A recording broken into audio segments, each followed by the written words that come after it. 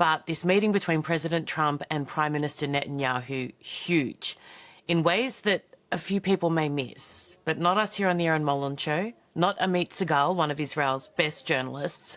Huge, huge things coming out of it are that lesson, if possible, the daylight between Israel and America, as much as all the others will try and tell you, Trump hates Netanyahu, they're fighting, there's animosity, there's tension, etc., etc., etc. The actions, the words don't back any of that up. This was a significant moment, a significant meeting, and let me bring in Amit Segal to help tell you why. A very big welcome to Amit Segal, who is the author of the newsletter It's Noon in Israel. Amit, thank you so very much for joining us and for just keeping across absolutely everything. It is a phenomenal resource for anyone who's not even invested to the level you need to be to host a show, but just highly engaged. It's phenomenal. Thank you so much, Arin.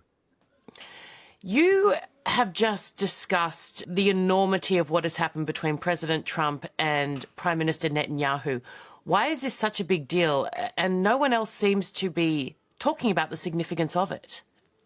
So if your audience heard a noise, a disturbing noise over the last few hours, it's the shattering of yet another commentary about tensions between President Trump and Prime Minister Netanyahu. Generally speaking, I think that legacy media should not be allowed to cover this relationship between two, I would say, staunch Republicans. Why? Because they spoke for weeks about the fact that there is a dispute between the United States and Israel regarding Gaza. Came President Trump, and even before he entered the meeting, he said on the doorstep of Mar-a-Lago in Florida that he would never allow Hamas not to demilitarize. One thing. Second, he said even prior to the meeting that even if Iran has ballistic missiles, not only the nuclear project, the U.S. would allow Israel to attack as soon as possible. End of quote. So those two major issues in the Middle East actually describe that there is almost no daylight between the United States and Israel. And as for the meeting itself, it's the, 2025 is reaching its end in 2 days from now. So it's the sixth meeting between the president and the prime minister, unprecedented. It's huge. And you look at the Iranian regime issue initially, and there are protests going on there at the moment. I've just seen President Trump has put out a post saying that he is with them, essentially encouraging them to keep going. Netanyahu's made this part of his narrative for the past, forever long, in regards to saying to the people of Iran, we will help you. But I want to look at the weaponry specifically. It used to just be nuclear that was this kind of level they could not exceed. Now he's bringing in missiles. That is huge, not just for Israel. And people like to say, America does everything for Israel.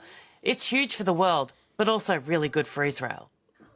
Exactly. Why? Because, President Trump set a precedent saying that the United States is going to attack, is going after any illegal nuclear project on Earth. It wasn't only attacking or pinpoint targeting of the site in Fordo. It was a new doctrine in the world that the U.S.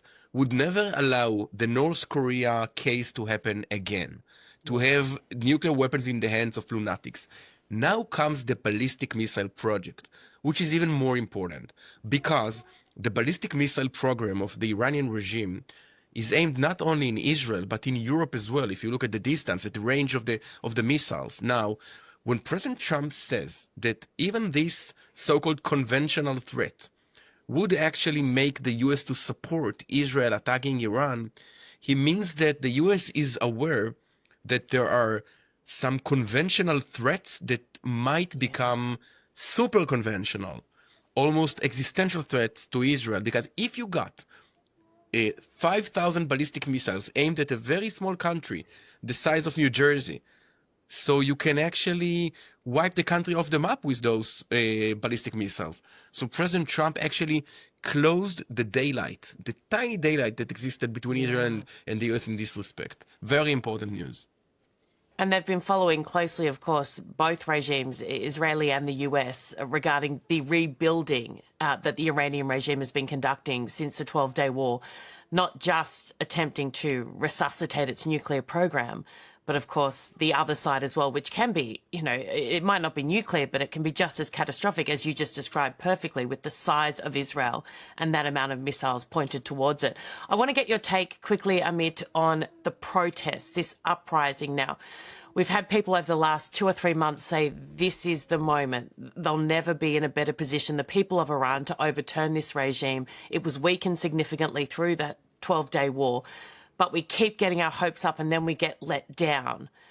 Is this possibly the moment where it stops? I saw an image just earlier of a man kneeling down, not quite Tiananmen Square, but in front of security forces in Iran, bravely. I think he had his hands like this and his jumper over his head. Could this be the moment? In order for this to be the moment, there is another ingredient which is still needed. And this is some of the security forces joining this revolution, making it from a protest into revolution and then a coup d'etat. Now, Israel, I mean, it was quite a sophisticated move, targeted only senior figures in the Revolutionary Guards, the fundamentalist Muslim body that actually holds the regime altogether. Now, if the army joins this movement, this would be a penny dropping moment, the moment that would change everything. It's too early to say. By the way, I'm quite skeptical about Israel and the US trying to change regimes. Both the US and Israel have a very bad experience in trying to topple one regime and to replace it by a more moderate one. They're very conscious of never specifically calling for change, are they? They're always, no, we're not calling for change, but da-da-da-da-da-da-da.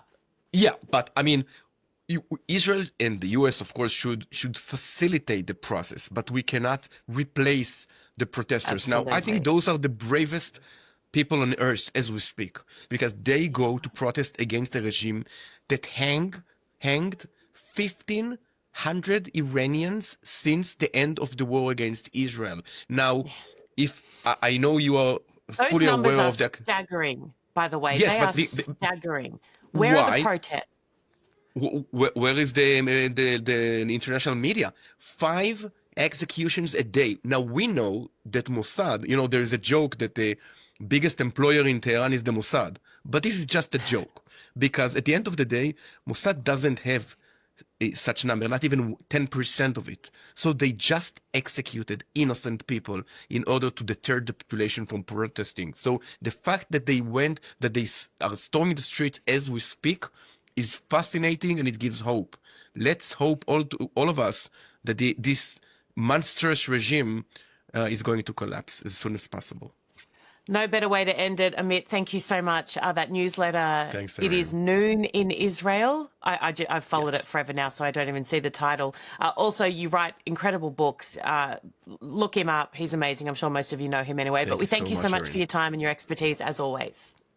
Take care. Bye-bye.